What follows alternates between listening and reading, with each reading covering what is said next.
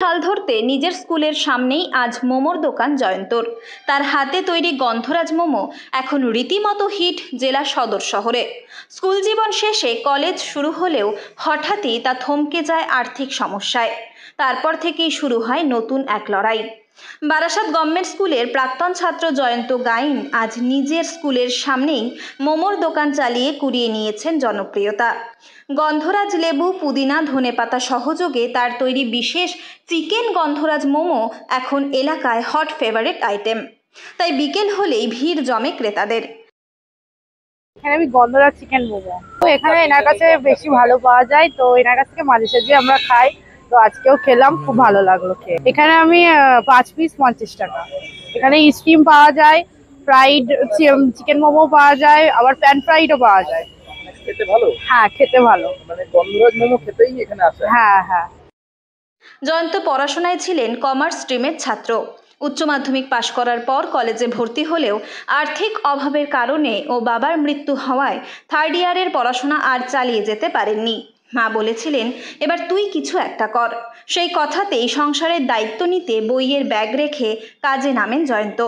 নানা জায়গায় কাজের চেষ্টা করলেও প্রথমে একটি মোমোর দোকানে কাজ করেন কিছুদিন, কিন্তু অল্প দিনের মধ্যেই বন্ধ হয়ে যায় সেটি।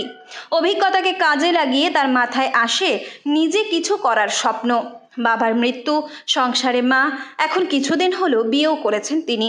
তাই সংসার চালাতে এখন প্রতিদিন জীবন যুদ্ধে এক নতুন লড়াইয়ে নামেন এই মোমো বিক্রেতা। কলেজে পড়াশোনাটা করতাম, পড়াশোনাটা করা ছিল, মানে ইচ্ছে ছিল। বাড়ির যে আর্থিক যে অভাবটা সেটা করতে পারিনি।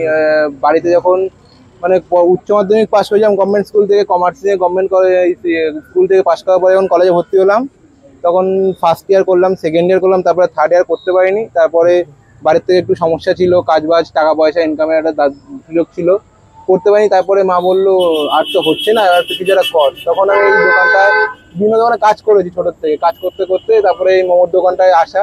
মোমোর দোকানে কাজ করে মোমোর দোকানটা বন্ধ হয়ে যাওয়ার পরে তারপরে আমি নিজের দোকানটা চালু করেছিলাম।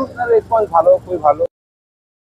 আজ তার হাতে তৈরি মোমো শুধু নিজের দোকানে নয়, সাপ্লাইয়ের মাধ্যমে পৌঁছে যাচ্ছে আশপাশের নানা প্রান্তের দোকানগুলিতেও।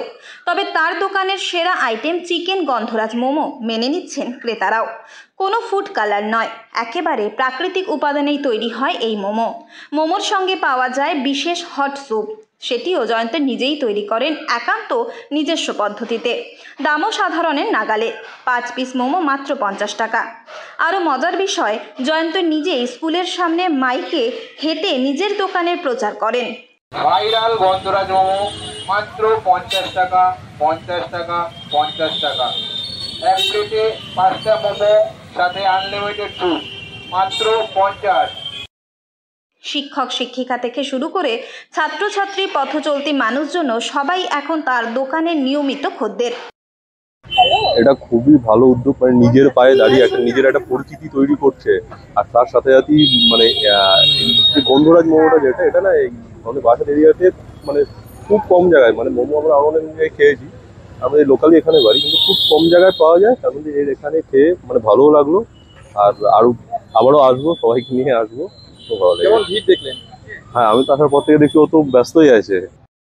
ইচ্ছে ছিল হোটেল ম্যানেজমেন্ট নিয়ে পড়ার, সেই স্বপ্ন হয়তো প্রতিষ্ঠিত হোটেলে গিয়ে নয়, এখন নিজের হাতে তৈরি খাবারের গুণেই রাস্তার পাশের অস্থায়ী দোকানে পূরণ করছেন জয়ন্ত। তার কাছে কোনো কাজই ছোট নয়, কাজকে ছোট মনে করলে হবে না।